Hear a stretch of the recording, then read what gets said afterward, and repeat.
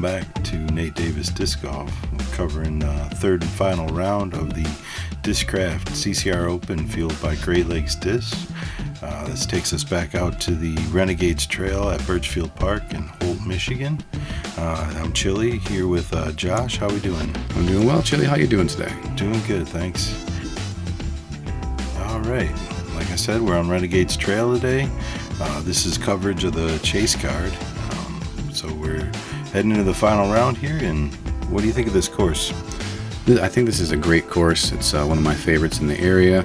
It's a nice wide open course for these bombers. There's just a little bit more teeth to it in the current configuration than there usually is on any given day, because you've got all the painted OBs that the players are going to have to contend with. So they're just going to have to keep it clean, keep it in the middle, and hopefully score well. All right, we got Kyle Williams leading us off. And then we got Paul Krans right behind him. It's followed up by Nick Gill, a local boy here from Michigan. And Drew Gibson. Back on our Chase card. We saw him play this course in round one. All right, hole one, 354 feet. It is a pretty steep hyzer. We see a lot of players throw either the big sky hyzer or the low hyzer with the hope to skip and get into position. I have heard tell that there are some players that also have been throwing a roller at this one. All right, we got our 354 MPO tee time. This is our Chase card. Leading us off, we have Kyle Williams. Kyle. I say Nick's a Michigan boy, but Kyle's a Michigan boy as well. That's right. Northern Michigan. He's kind of one of the best pros from the northern region for sure. Good guy too. Absolutely. Kyle playing the low line. Pushes a little straight.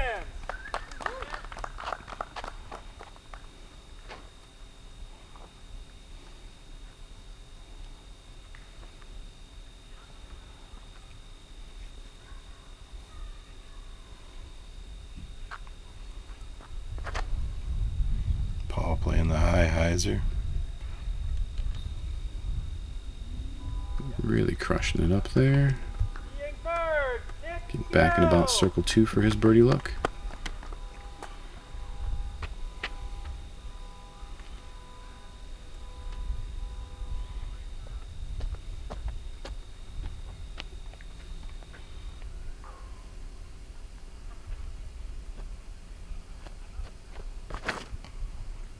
Nick also going with the high hyzer. Yeah, yep, taking that real high spike.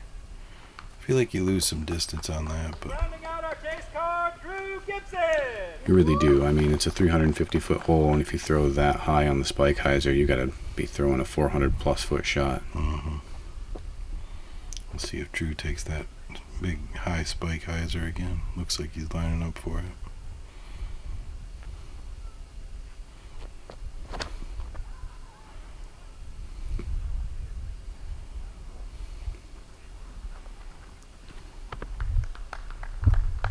Yep.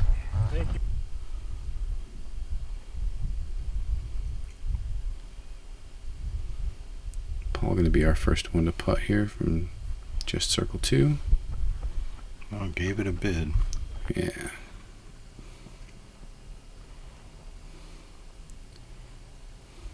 Kyle just missing there. Both of our players finding the back side of that hill and rolling away just a little bit. Drew able to connect. Good start for his round.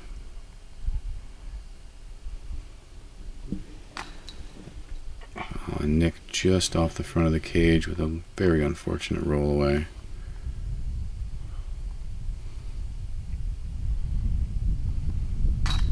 Good bring back though. Yeah, saving par. So.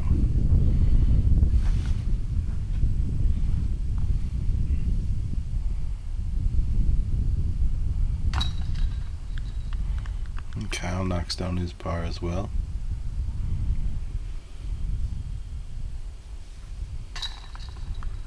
And Paul too. So only Drew able to steal a birdie on the first hole. Taking advantage, getting the start. A little fly back on his birdie putt. Alright, hole 2. You gotta shoot over this wall and through this gap. There is a Mando to the left of the trees and a Mando over the wall. There's some OB on the left, so you really just want to make sure you turn your disc from left to right and get out into the open here. The farther right that you can push, the better position you're going to be to throw just kind of a straight shot down this second little gap here, get around the corner and get inside the circle for your birdie putt. Yep. 2 shots, you just want to nestle in there by the basket. Mm-hmm. Drew playing this a little bit wide left, but it did have the turn on it. Looks like it just caught the left side of that pine tree. Might still be in position to throw a hyzer at the gap, but he might be in a little bit of trouble.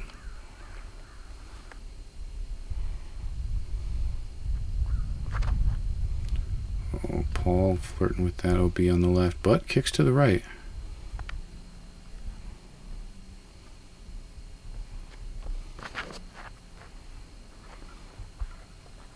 Nick with probably the cleanest shot out of everybody.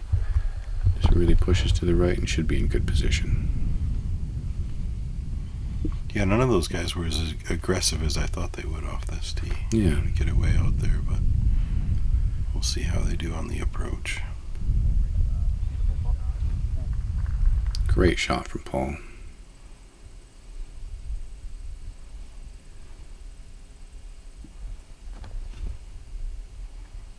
Drew didn't end up in too bad of a position.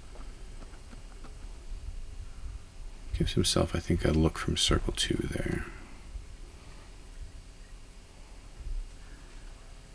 Kyle not quite cutting the corner.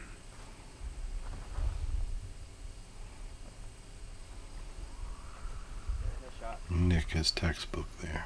Yeah, that's how you want to do it. Stay up.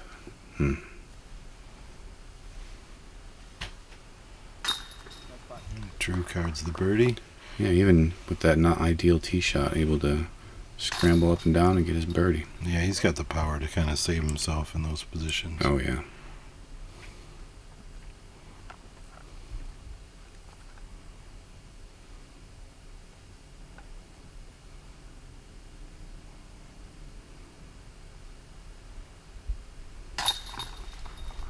Paul knocking down his birdie as well. Looks like Kyle's going to card the only par here.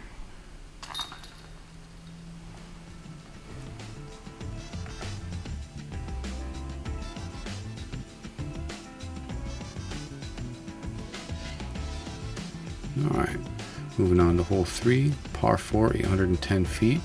You really just want to push straight out as far as you can. There is a little bit of OB on the right going back into the previous hole's fairway that you want to miss. And there's also OB on the left and right once you get out into this area. But you really just want to get out to about 50, 60 feet behind where the drone is right now to give yourself a approach up to the basket. There is OB long of the basket as well that you want to be aware of when you're throwing your upshot. But really you just want to get out into the fairway and then get up into that little depression. Yeah, players dealing with a little bit of wind today, so contrary to round 1. Yeah, round 1 was super calm, which is not the norm for this course. This is a lot more what you're used to seeing on this course with blustery, swirling winds all over these wide open fairways. You're never quite sure which way the wind is blowing. Yeah, it kind of leads you into a guessing game, and you really got to be confident. Nick playing that outside hyzer.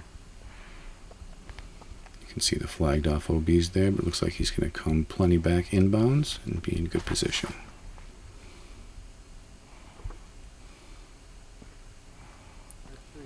Kyle busting through that tree branches there. Yep, got a little bit of a wind lift, but didn't hurt him. Paul throwing an absolutely smacked shot to get up there.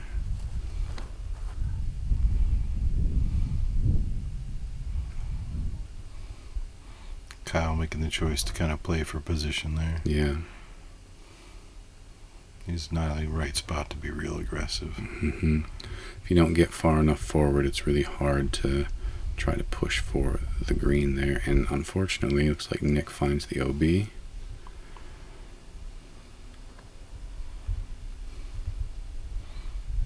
Drew kind of chops one around the corner. That was a good flight to kind of rescue himself there. Yeah. Kind of shows when you throw too far, kind of get you out of position. Mm-hmm. Paul for his birdie. Just a little right.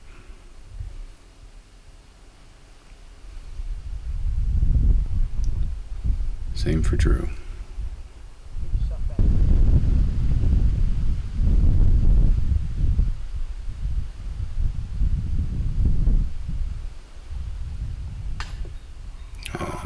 Yeah, off the band there. Mm-hmm. It's always disappointing.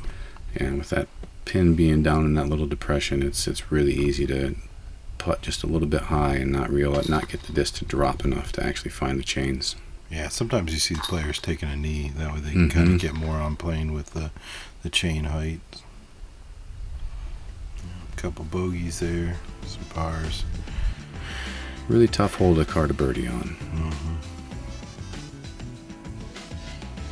All right, coming into hole 4, a little bit of an easier hole to card a birdie on. We got 364 feet. Really just want to push it straight through these trees here and then end the disc bending a little bit to the right, hopefully hit the front of this hill and skip up right to the basket.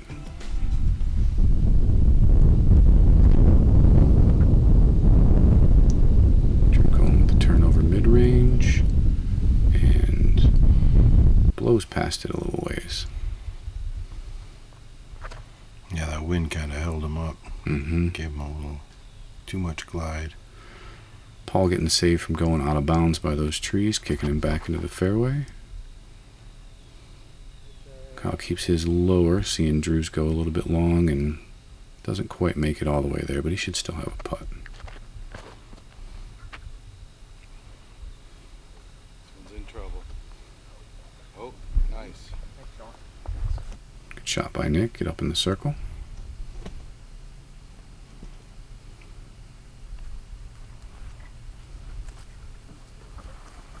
Oh, gave it around. Just a little too much there. Valiant effort from Drew after going a little long. Doesn't get punished by the koozie. Yeah, I think if that was just a post, that might have been a different result. Nick, the only one to card a birdie on the chase card here on hole 4. Kind of looks at the basket like he's mad at it as he's walking away. There's some good camaraderie there. Yeah. I'm sure Nick and Kyle have played more than a few tournament rounds together. Oh, yeah. They're always battling at the top. I really like that we're seeing some of these top Michigan players out on the Pro Tour and performing, getting in the top 10, and makes us feel better playing against them. And, And sometimes eking out a win. Or when you only lose by 8 or 10 strokes, right. It doesn't make you feel so bad. I remember we saw Nick Gill on Jomez a couple years ago out at the Preserve, right? That's correct, yeah. All right, hole 5, par 3, 404 feet. This is kind of one of the must-gets on the front 9 for this pro card, I want to say. It's really just a stock hyzer. You just want to push it a little bit high and wide, have enough carry to get around those pine trees, and get yourself in the circle.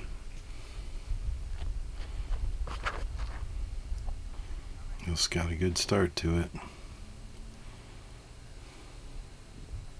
Whew, and a real good finish. Just about dings that one. I'm still yet to get an ace on when I'm running catch camera. Oh, I'm sure you'll get one. But no spoilers, right? At this point, I'm still yet to get it.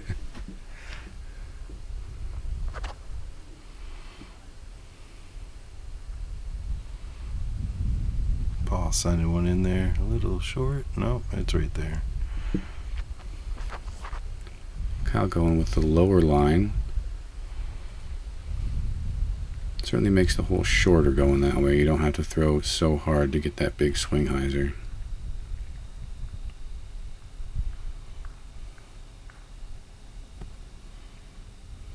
Drew committing to that one, but just a little right.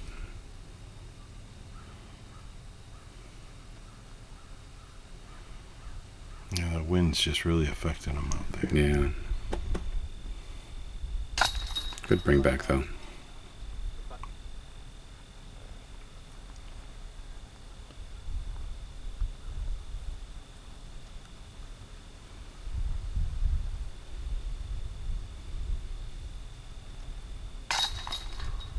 Paul with the easy birdie.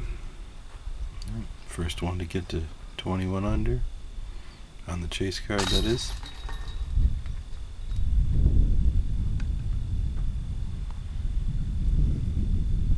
It's going to be a tall order to chase down GT, I know. Yeah, he had a 7-stroke lead on second place and a few extra on this card, so. Alright, a little flyback on Kyle's par save here. Right on the stripe. Alright, hole 6 is a par 5, just over 1,000 feet. You really want your tee shot to get through these 2 pine trees here. In fact, you're throwing over OB until you cross that line. So if you don't make that gap, you actually go to the short pad, which is just to the left of where the drone is right now. You really just want to get out into the area here. The more left you are, the better. The drone is flying through the right side of the fairway, but I think most of our players are aiming to get really left and then play the far left side of the fairway, which is more of a forehand shot over the OB or a backhand turnover shot to get kind of in the left side of the last bit of the opening, and then chip up for your birdie putt. Yeah, so this OB where that gap is kind of a change, right? It wasn't that way in the previous years. So. Yeah, I think we made that change for pace of play, because if you get stuck in those trees, it can be kind of a slowdown for your card to pitch out of there and then play another shot, and so yeah, makes it a lot easier to just take your stroke and move on. Yeah, I've been a victim of those tall pine trees on the left. They're super grabby. Last time I played the CCR Open. And Drew gets one out there. Not as far left this round as he was first round. So. No, I don't know if maybe the wind affected that. Didn't just let it carry over as much as he hoped it would. Kyle sends one out there pretty good. Yeah, the Yeah. wind must be affecting them. They're not getting as far down. Yeah. Or maybe they're playing a little more conservative this round. Oh, no, there's definitely some wind. I don't think that disc was supposed to turn as much as it did, but it does look like it skipped out of the front of the sand trap. Yeah, he kind of blasted out the tail end of that sand trap. And Paul clears it, puts himself in position. He's going to have an interesting shot to take there, I think, because he pushed in a little bit farther right than you really want to. You want to stay on the left side to have the clearest shot to approach the green. Like Drew's shot. Drew, yep. Yeah, put himself in great position there. Nick's going to go high right side here. Way high. Yeah, he's got some power. I know he does. Cameraman didn't even know where it went. Kyle having to take the low line. Wind keeps it up, though, and ooh, did he just crash into the front of the cage with that? He did. Wow. Nick with another sky shot. It's a risky business when the wind's like this. So. Sure is. Didn't get to see how that one finished. Hopefully he's in position to putt for his birdie still. Or his par, rather. Yeah, it just gets caught up there a little bit. Yeah, Drew played this pretty much perfect, it looks like. Yeah. A little more on that putter and had a chance.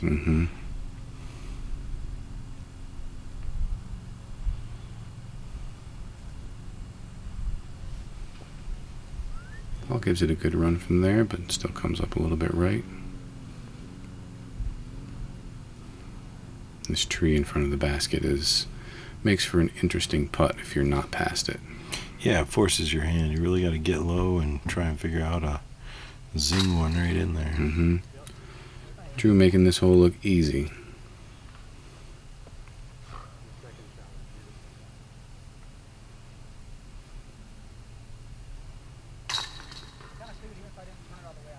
Paul carding the par there.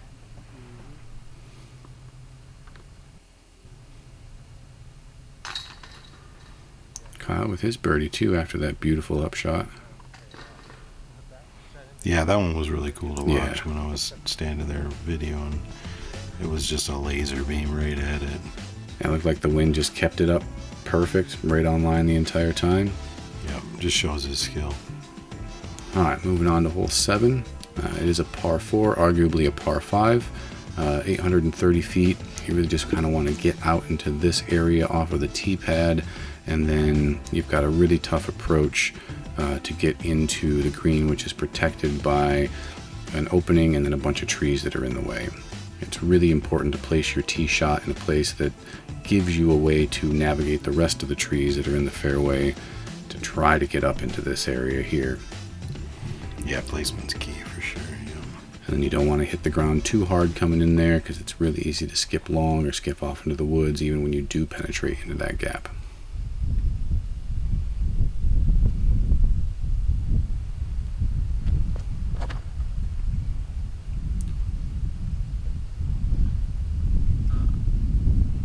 Yeah, just catches late branches there.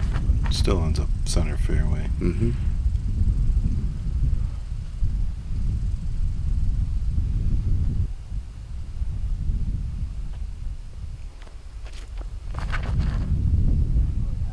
Yeah, this wind is really just Pushing them to the right, yeah. yeah, making it difficult on these players.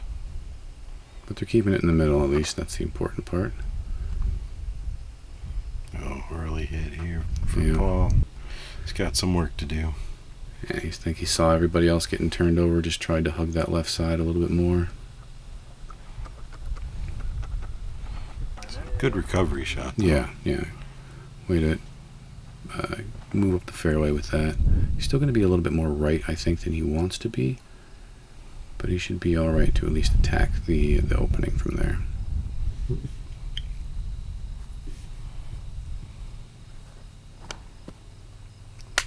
Oh, he knows it out of his hand. Like, yep, that's turned over, and that's going to find the OB. Yeah. Kyle catching a little lettuce off of the release.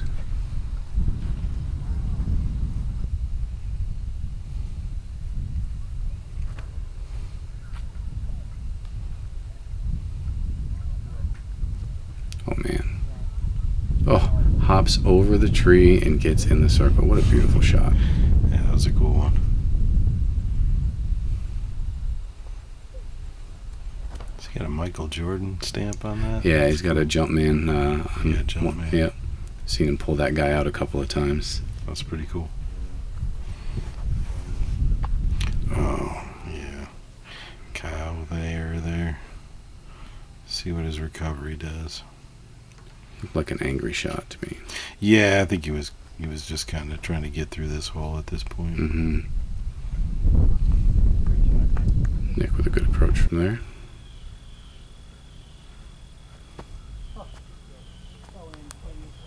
Drew really just not committing to that shot. It didn't look like.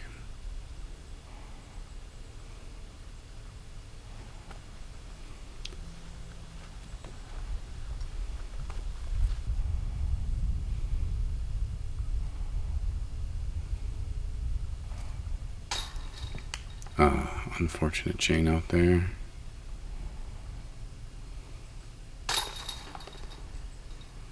He ends up carding a bogey. Unfortunate after that really, really great approach he threw. Yeah.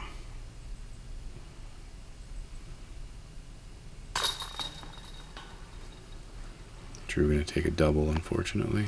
Yeah, he had that OB. Yeah, that OB. It's tough. It stacks on those strokes real quick. Mm-hmm. Definitely ups the difficulty on this course by putting all that OB in. Especially when the wind is up. Yeah. Kyle with a double as well. Nick with the only par. Yep. Feels like a birdie. Right. Yeah, I agree with what you said first round. This is borderline a par 5, just with the difficulty level. So hole 8, something a little easier for our card, hopefully to get some bounce back, get some of those strokes back. Par 3, only 230 feet. Really just kind of a gentle hyzer. You want to make it through these trees here that you can see in front of you.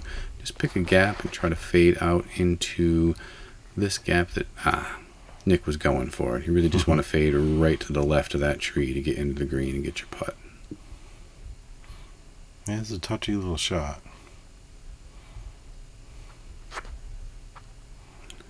Paul taking the inside line. Works out.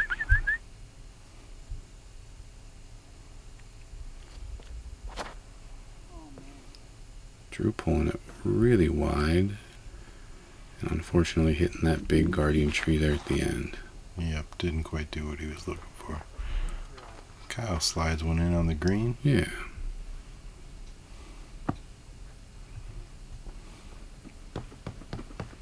Ooh. Drew taking it out on the tree.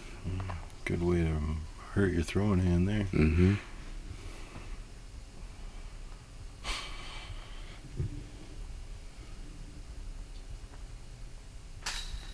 Ooh, not getting it to stick.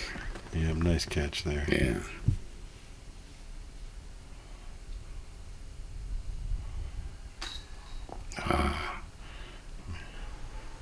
Kyle really needed that birdie there to get back on track. Drew putting in his par.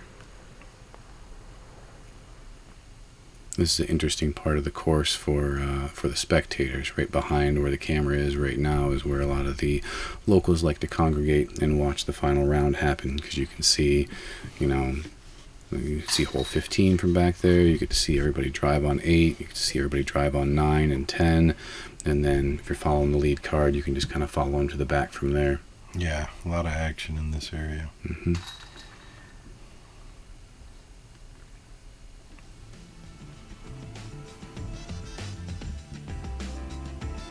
Look back at Nick's birdie putt. Yeah. Alright, rounding out our front 9 here, we have a par 4 that is 492 feet. You can see the road on the right is OB.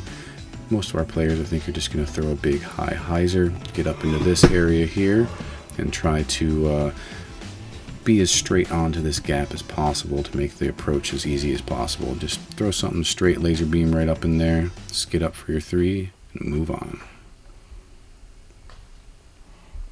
Oh, Nick catches something early. Yeah, you either want to go under those trees or way around it, because once you hit those, they knock you down into a bad place.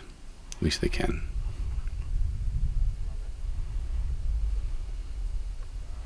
Sounds like you might have some nightmares in there. Oh yeah.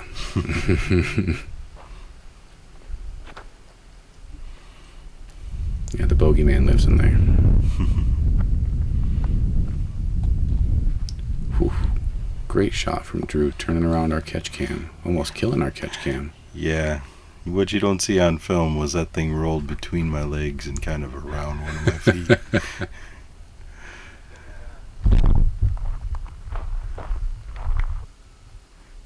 Yeah, some of those steep spike geysers, you just don't see them. They just kind of appear at the last second.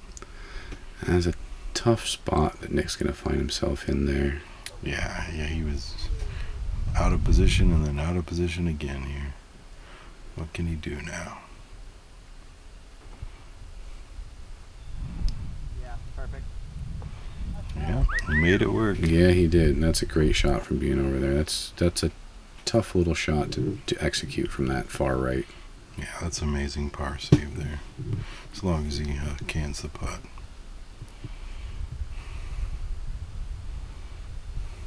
All playing this pretty routine.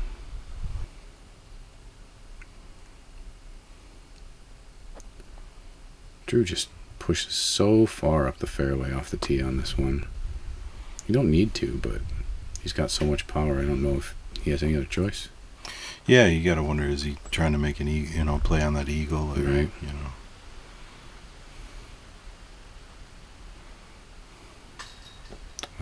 Uncharacteristic. Oh, that's unfortunate. Yeah, especially after such a great drive.